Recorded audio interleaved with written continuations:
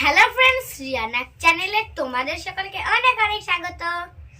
আজকে আমাদের বাড়ি হবে পাটিসাপটা পিঠে।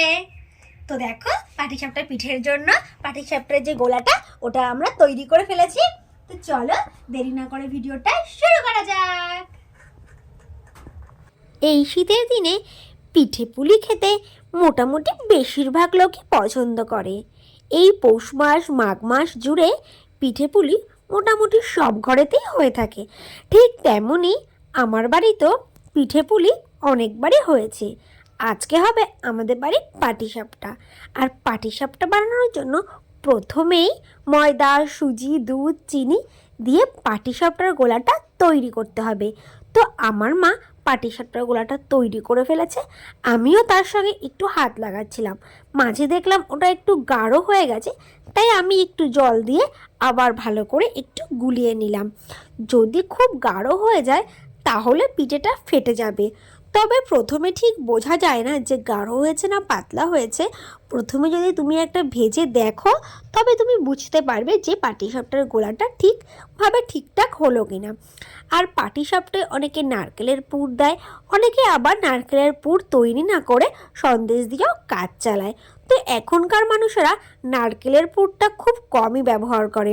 এখনও সবাই সন্দেশটাই কিনে আনে, কেননা নারকেল খুব একটা পাওয়া যায় না, আর যাও পাওয়া যায় তার দাম থাকে অত্যাধিক।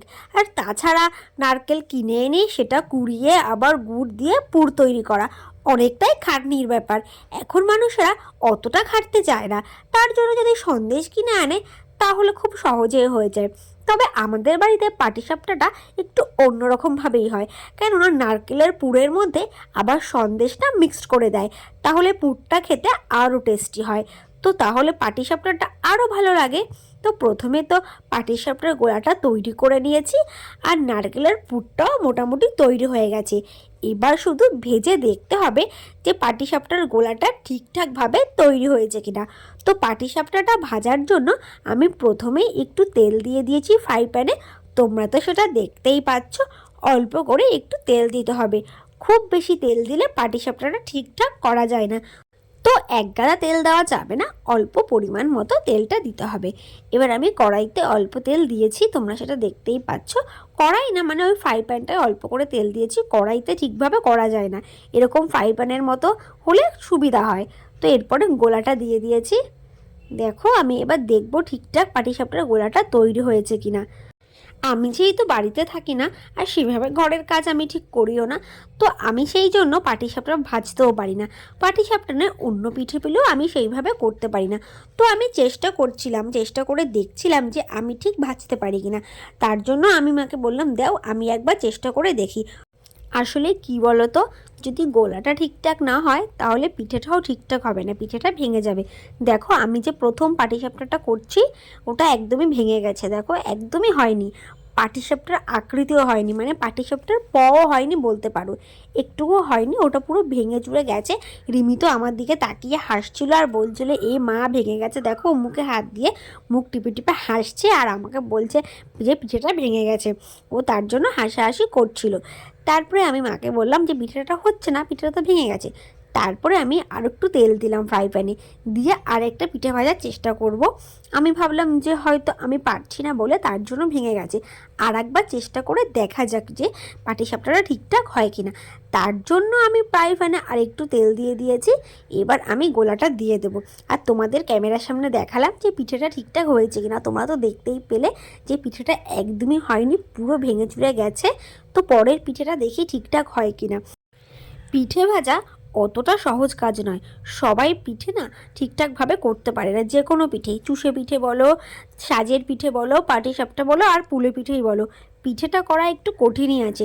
সবাই যেরকম চুষি কাটতেও পারে না আর চুষি করতেও পারে না, এইরকম সব পিঠেই করা একটু কঠিন আছে। কিন্তু যারা করতে পারে তাদের কাছে এটা কঠিন মনে হয় না, আর যারা পারে না তাদের কাছে কঠিন মনে হয়। আর পাটিসাপটার মেন হলো এই গোলাটা, এই গোলা যদি তোমার ঠিকঠাক না হয় তাহলে এক হলো পিঠে ভেঙে যাবে, আর এক নয় পাটিসাপটার শেপটাই আসবে না। তো পরের গোলাটা আমি দিয়েছি কড়াইতে, এখন দেখবো যে এই পিঠাটা ঠিকঠাক হয় কিনা। আমি যেহেতু পারি না ভাজতে, তার জন্য আমার একটু ভুল ত্রুটি হচ্ছিল। আর প্রথমবার যেটা করলাম সেটা তো পুরো ভেঙেই গেছে, তোমরা দেখতেই পেয়েছো। তবে একটু চেষ্টা করে দেখছিলাম যে পারি কিনা। চেষ্টা করতে তো কোনো দোষ নেই, চেষ্টা সবাই করতে পারে। আর তাছাড়া কাজ করতে করতেই সবাই শেখে। যদি তুমি যেই কাজটা করোনি সেটা যদি করতে যাও, প্রথমে সেটা ভুল ত্রুটি হবে। তুমি সেই কাজটা যদি একবার দুবার করো তাহলে তুমি সেটা শিখে যাবে। সব ব্যাপারটাই এরকম, কাজের ব্যাপারটা বলো কিংবা কোনো পড়াশুনোর ব্যাপারই বলো। তুমি একটা কোনো গল্প পড়ছো, প্রথমবার তুমি যখন পড়লে তোমার কঠিন মনে হবে। তুমি যদি সেটা একবার দুবার পড়ে নাও তখন দেখবে সেই রিডিংটা তোমার খুব সহজেই মুখস্থ হয়ে যাবে। সব কিছুই সেরকম, মানে তুমি চেষ্টা করলে তুমি ঠিক পারবে। তো পরের পিঠাটা দেখো আমি ভাজছি। পরের পিঠাটা মোটামুটি হবে, মানে পাটিসাপটার শেপটা ঠিক আসছিল না, কেননা আমি ঠিকভাবে ওটাকে বড়তে পারছিলাম না, তার জন্য কেমন চ্যাপটা চ্যাপটা হয়ে যাচ্ছিল। কিন্তু পরের পিঠাটা ভেঙে যায়নি। প্রথমবারের পিঠাটা যাও ভেঙেছে, পরের বারের পিঠাটা তাও মোটামুটি হয়েছে। তো মাকে আমি বললাম যে পিঠে ভেঙে যাচ্ছে। তো মা বললো দেখি আমি একবার চেষ্টা করে দেখি যে কি হয়। তার জন্য মাকে আমি বললাম ঠিক আছে তুমি একবার দেখো যে পিঠাটা ঠিকঠাক হয় কিনা। তার জন্য মাকে আমি দিয়ে দিলাম পিঠাটা করার জন্য।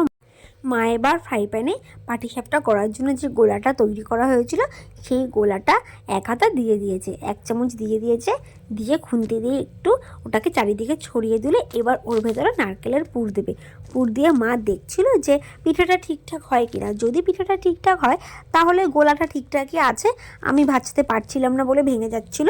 মা সেটা দেখার জন্যই মা বললো দেখি আমি একটা ভেজে দেখি যে ঠিকঠাক হয় কিনা। যদি ঠিকঠাক হয় তাহলে ভাববো গোলা ঠিক আছে, তুই ভাজতে পারছিলি না। তার জন্য মা আমার থেকে নিয়ে নিল।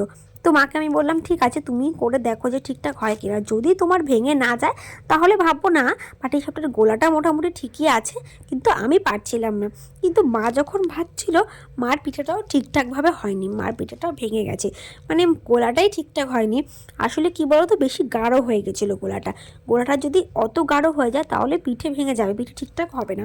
তো মা বললো যে গোলাটা গাঢ় হয়ে গেছে, ওটাকে আরেকটু পাতলা করতে হবে। এবার ওটাকে পাতলা করতে হলে তো ওটাতে জল দিতে হবে, আর জল দিলে তখন আরও পরিমাণ কিছু দিতে হবে। তার জন্য মা একটু ময়দা দিয়ে দিল, আর একটু সুজি, আর একটু চিনি, আর একটু জল, সব কিছু আবার অল্প অল্প করে দিল।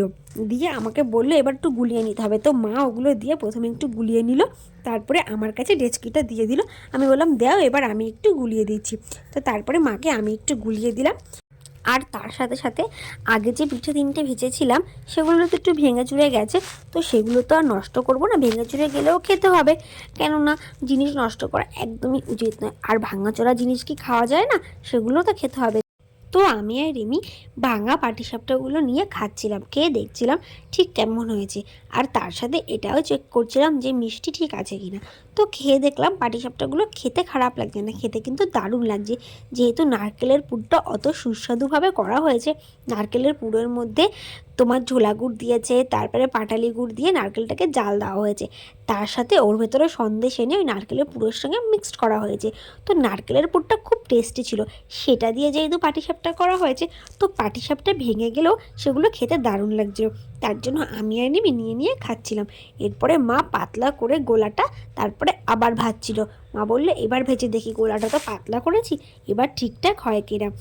আর আমি মায়ের পাশে দাঁড়িয়ে দেখছিলাম যে এবার ঠিকঠাক হয় কিনা, সেটা আমিও দেখছিলাম। আমি ভাবছিলাম এবারও যদি ভেঙে যায় তাহলে তো আবার গোলাটাকে ঠিকঠাক করতে হবে। যেহেতু পিঠে যদি ভেঙে যায় তাহলে আর পাটিসাপটা হবেই না। আর এতগুলো মা গোলা গুলিয়েছে পাটিসাপটা করবে বলে, আর সেগুলো যদি ভেঙে যায় তাহলে কেমন হয় বলো। পাটিসাপটা ভেঙে গেলে মোটেই দেখতে ভালো লাগে না। তো পাটিসাপটা যদি সুন্দরভাবে করা যায় তাহলে সেটা দেখতেও ভালো লাগে। তো মা এরপরে ওই গোলাটা দিয়ে পিঠেগুলো ভেজে দিল, দেখলো মোটামুটি ভালোই হয়েছে, এরপরে আর ভাঙেনি। তো মা ভাজছিল, এরপরে মাকে আমি বললাম মা দাও এবার আমি একটু ভাজি, আমিও একটু চেষ্টা করি দেখি এই গোলা দিয়ে আমি একটু ভেজে দেখি যে এই গোলাটাই আমি ভাজতে পারি কিনা। যেহেতু গোলাটা এবার পাতলা করা হয়েছে, এবার এই গোলাটা দিয়ে আমি একটু ভাজার চেষ্টা করছিলাম। তো আমি গোলাটা দিয়ে দিয়েছি ফ্রাই প্যানে, তোমরা তো সেটা দেখতেই পাচ্ছ। এরপর খুন্তির সাহায্যে গোলাটাকে একটু চারিদিকে ছড়িয়ে দেব। যদি ভিতরে সব গোলাটা থেকে যায় তাহলে খুব মোটা হয়ে যাবে, আর পাটিসাপটাটা একদমই বটা যাবে না। তার জন্য খুন্তির সাহায্যে আমি একটু চারিদিকে ছড়িয়ে দেব। এবার আমি ওর ভেতরে পুরটা দিয়ে দেবো। মা যে পুরটা তৈরি করে রেখেছিল, টেস্টি পুরটা, তোমাদের তো আগেই বলেছি মা সন্দেশ, পাটালি গুড়, ঝোলা গুড়, নারকেল একসঙ্গে মিক্সড করে এই পাটিসাপটার পুরটা করেছে। এবার আমি পুরটা দেখো একদম মিডলে দিয়েছি, অনেককে আমি দেখেছি সাইডে দেয়, কিন্তু আমি সেটা করি না, আমি মিডলেই দিয়েছি। এবার এটাকে আমি বটে দেবো। তো দেখি বটা যায় কি না। এবার আমি ওটাকে বটার চেষ্টা করছি। আমি খুব আস্তে এটা বটেছি, যদি আবার ভেঙে যায় আমার ভয় লাগছিল, যেহেতু আগেরবার যেটা করলাম প্রথমটা একদমই ভেঙে গিয়েছিল আর দ্বিতীয়টা ভাঙেনি, তবে ঠিক ভালোভাবে হয়নি। তার জন্য আমি একটু ভয়ে ভয়ে ছিলাম, যদি ভেঙে যায় তাহলে আবার ওরা হাসাহাসি করবে, আমার বোনও হাসাহাসি করবে। রিমি তো খুব হাসছিল, আবার বলবে যে আমি ভাজতেই পারি না।